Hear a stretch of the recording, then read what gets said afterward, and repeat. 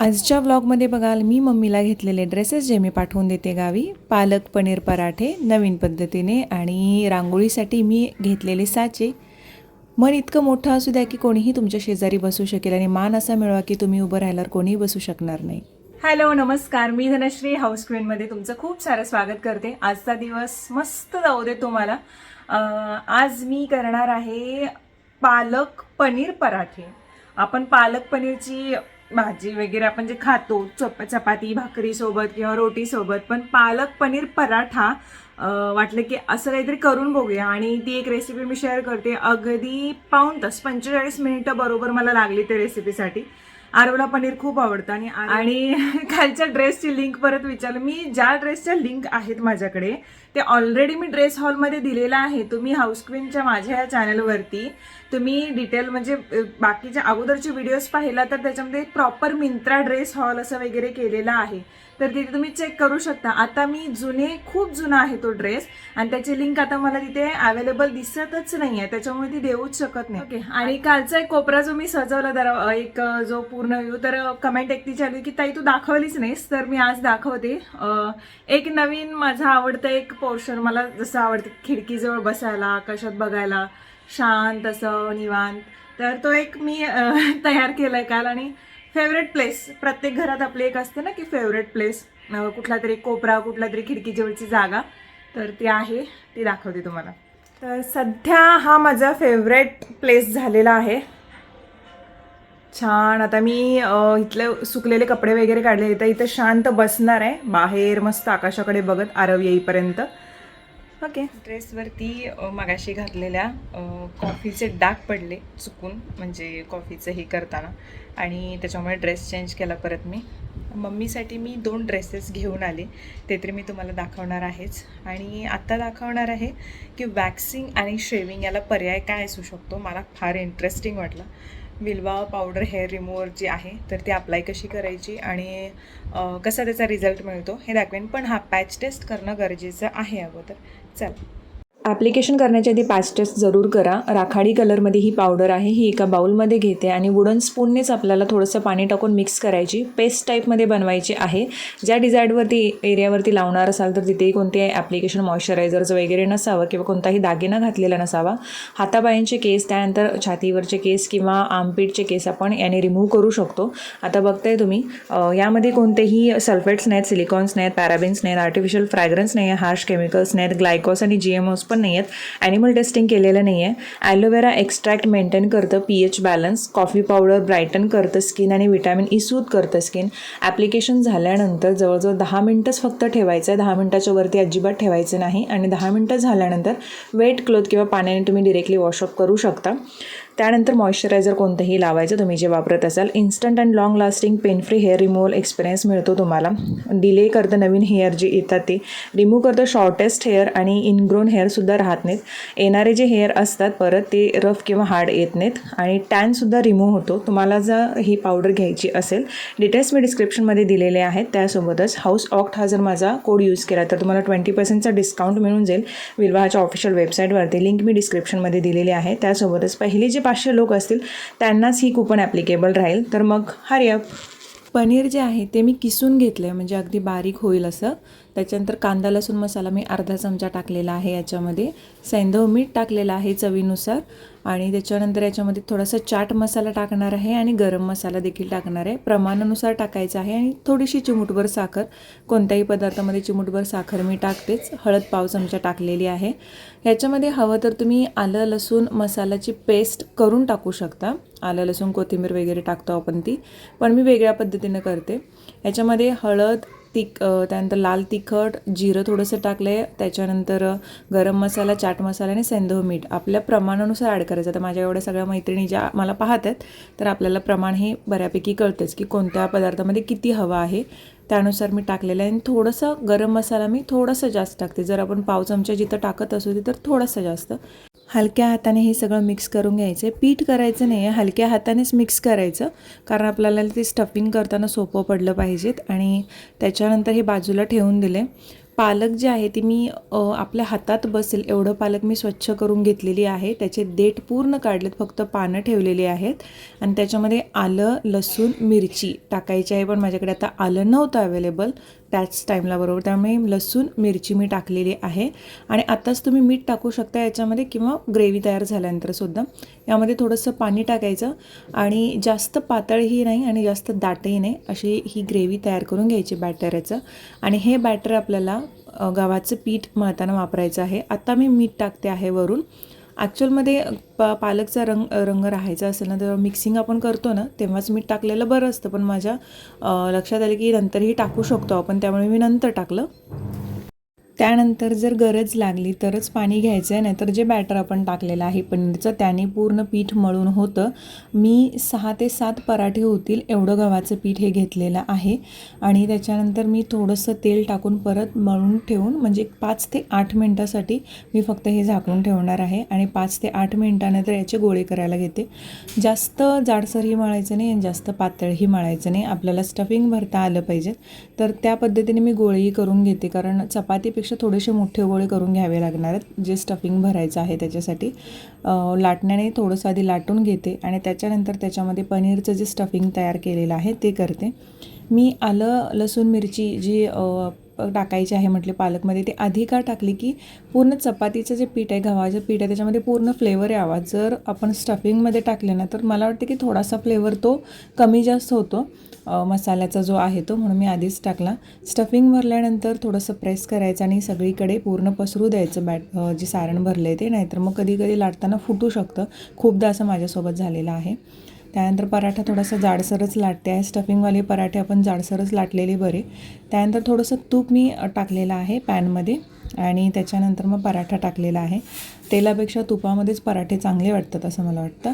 त्यानंतर खरपूस दोन्ही साईडने पराठे जे आहेत ते तूप लावून भाजून घ्यायचे आहेत. मी ॲक्च्युली पनीर पराठा केलेला आहे, पालक पनीरचा केलेला नाही. पालकचे पराठे केलेले आहेत, फक्त पालकचे पराठे. ते पण छान होतात, टेस्टी, हेल्दी, चपातीसारखेच होतात मुलांना बरं. म्हणजे चपातीला ऑप्शन म्हणून बीट पराठे पण केलेले आहेत. बीटचे एकदम सोपे, आपण चपातीला ऑप्शन म्हणून जर बीटचं आणि ते वाटत पण नाही चव वगैरे बीटच्या, पण जेव्हा खातो ना चपाती खाल्ल्यासारखेच लागते, पण तेही छान होतात. आलू पराठे पण दाखवलेले आहेत, कोबी पराठे पण दाखवले. जसं मी म्हटलं मेथी पराठ्याविषयी मी जो प्रश्न विचारलेला होता, इतके भारी सजेशन आणि इतके प्रत्येकीचे सजेशन्स वेगवेगळे छान मिळाले ना, मस्त वाटलं की प्रत्येकीला इतकं छान छान माहीत आहे. हे पराठे तयार झालेले आहेत. आता आधी बाबांना चहा आणि पराठा देऊन येते. मला एकदा म्हटले की तू फुलपात्रातनंच चहा का पितेस आणि कप वगैरे नाही आहेत का घरी. कपचे 2 सेट आहेत, पण कसं आहे की आधीपासूनच आम्हाला सवय आहे, आम्ही कोल्हापूर चंदगड भागाकडचे आहोत, तर आधीपासून सवय आहे की फुलपात्रातून चहा प्यायचा. आम्ही याला वाटी म्हणतो, त्या इकडे फुलपात्र म्हणतात. प्रत्येक जसं हे बदलतं, प्रांत बदलतो, तसंच भाषाही बदलते, त्यामुळे प्रत्येक भाषेचा रिस्पेक्ट असणं गरजेचं आहे. त्यानंतर चहा ओतला आणि आधी बाबांना देऊन आले पराठे. त्यानंतर मी सुद्धा खाल्ले, 1 नंबर झाले होते. कोथिंबीर पराठेही मी शेअर केलेले आहेत. आणि हा पराठा आणि कोथिंबीर पराठासुद्धा मुलांच्या डब्याला आपण देऊ शकतो. आरवला मी देत नाही आहे, कारण आरवच्या शाळेमध्येच त्यांना डबा मिळतो, त्यामुळे घरातून कोणताही सुका खाऊ वगैरे आपण देऊ शकत नाही. त्यामुळे तो जेव्हा स्कूलवरून येतो तेव्हा मी तयार करून ठेवते, कारण स्कूलवरून आल्या आल्या भूक लागते. आपल्यालाही माहीत आहे, आपण जेव्हा शाळेला होतो तेव्हा शाळेतून घरी जाताना मम्मी चहा पोहे काही ना काहीतरी करून ठेवायची, किंवा चपाती भाकरी वगैरे असेल अगोदरची तर तीही आपण खायचो. इथं मला समजलं की गावी कोण आमच्या ओळखीचे एकटे जाणार होते, तर मग मम्मीला मला ड्रेस पाठवून द्यायचे ते पुढे मी सांगेन सगळे का पाठवून देते वगैरे. तुर्तास मी दाखवते आहे. आणि इथे कांजूरमध्येच एक शॉप आहे, तिथून मी जाऊन घेतले, मला बाहेर कुठे जाता आलं नाही. तिचा कलर गोरा आहे आणि त्याच्या ह्याला अनुसरून मी घेतले. पिंक कलर खूप आहे तिच्याकडे, हा एक मरून कलर घेतला आणि तो मागाशी जो दाखवला आकाशी कलर, आणि त्याच्यामध्ये बाकीचे कलर मिक्स आहेत, फ्रेश कलर म्हणून घेतला. त्याच्याशी कलर मॅच होतील अशा लेगिन्स आणि ओढणी. तिला पलाझो वगैरे आवडत नाही. मी मध्ये एकदा दिलं होतं तिला पलाझो सेटवाला ड्रेस, पण ती पलाझो तिनं मला परत केली, फक्त कुर्ता ठेवून घेतली. तिला ते तसं आवडत नाही, लेगिन्सच आवडतात. मी ह्या आकाशी कलरच्या ड्रेससोबत पिंक कलर किंवा व्हाईट कलर मॅच न करता मेहंदी कलरच मॅच केला, कारण तो कलर थोडासा उठावदार वाटत होता. आणि जो मरून कलरचा आहे त्याच्यासोबत मस्टर्ड कलरची जी पॅन्ट आणि ओढणी आहे ती मॅच केली. आता हे दोन्हीही पॅक करते आहे आणि पाठवून देते आहे. मी मी तुम्हाला म्हटलं की साचे जे आहेत रांगोळीचे आणि बघायला गेले तर मला बाजारात मिळालेले नव्हते आणि मला ऑनलाईन मी पाहिले आणि तिथून मागवले, तर ते साचे तुम्हाला दाखवते. मला खूप इच्छा होती की मला तसे साचे हवे आहेत रांगोळीसाठीचे. आणि कालच्या व्लॉगमध्ये इतके प्रश्न विचारले की त्या ड्रेसच्या किमतीविषयी मी व्लॉगमध्ये सुद्धा सांगितले की पॅटर्न वाईज किमती वेगवेगळ्या असतात आणि कोलॅबोरेशनमध्ये मी तो व्हिडिओ केलेला आहे. प्लस मला माझं जे काम करायचं आहे त्यासाठी मला तिथून खूप काही शिकायला मिळालं, हेही मी मेन्शन केले.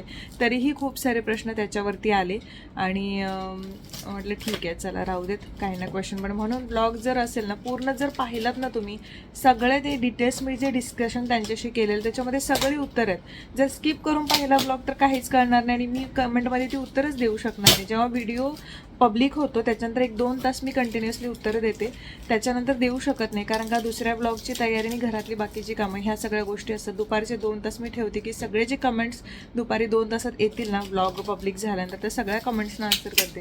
नंतर ज्या कमेंट्स येतील त्याला मग जेव्हा वेळ मिळेल तेव्हा आन्सर करत राहते, नाहीतर मग नंतर परतचा ब्लॉग मी कधी बनवणार तुम्हीच सांगा.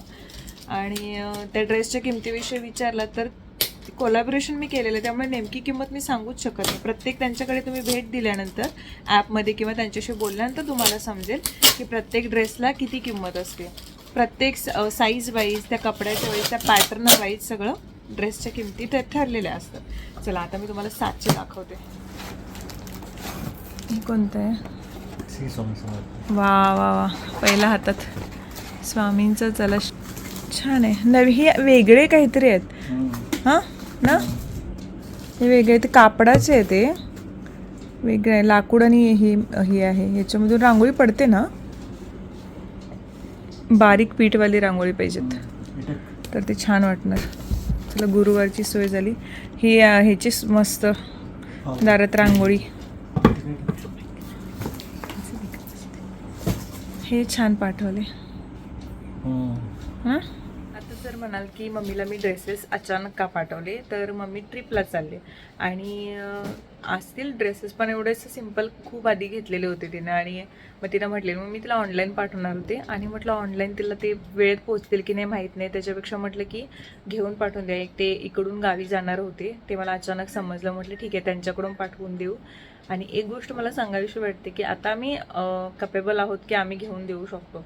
जेव्हा अशी परिस्थिती होती की आम्हाला एका सणावर दसऱ्याच्या वेळेला नवीन ड्रेस घेतात आमच्याकडे आणि तेव्हा घेताना तेव्हा नेटचे ड्रेस आले होते आणि राजश्रीने मला घ्यायचा होता. तो ड्रेस 600 रुपयाला पूर्ण पीस, म्हणजे पूर्ण ड्रेस होता तो. आणि मम्मी तेव्हा कसं सगळे इश्यू झालेले घरात, त्याच्यामुळे मम्मी पूर्ण बघायची आणि आठवडाभरची जेवढी शिलाई असेल तेवढी शिलाई, म्हणजे एक टेलर काका होते त्यांच्याकडून ती ब्लाऊज घेऊन जायची आणि आठवडाभरची पूर्ण शिलाई जी होईल त्याच्यामधून गुरुवारचा बाजार आणि त्याच्यानंतर काही जरी घ्यायचं असेल तर तिने आठवडाभर कपडे जे स्टिच केले होते त्या काकांच्याकडनं घेऊन जाऊन, म्हणजे तिची ती वेगळी करायची प्लस त्या काकांच्याकडून आणि घ्यायची, कारण ते दुकानं टेलर होते गावामध्ये त्याच्यामुळे त्यांच्याकडे जरा जास्त यायचे.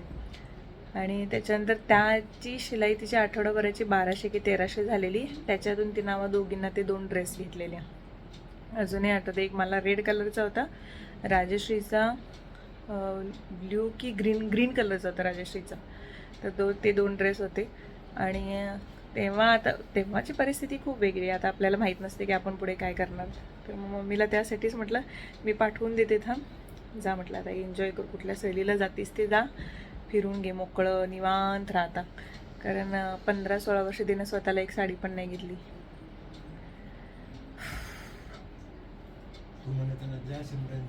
जी ले अपनी जिंदगी, जा गीता जा, जी ले अपनी जिंदगी. मम्मी ब्लॉग बघत असेल आणि डोळ्यात पण पाणी असेल मम्मीच्या 101% मला माहीत आहे.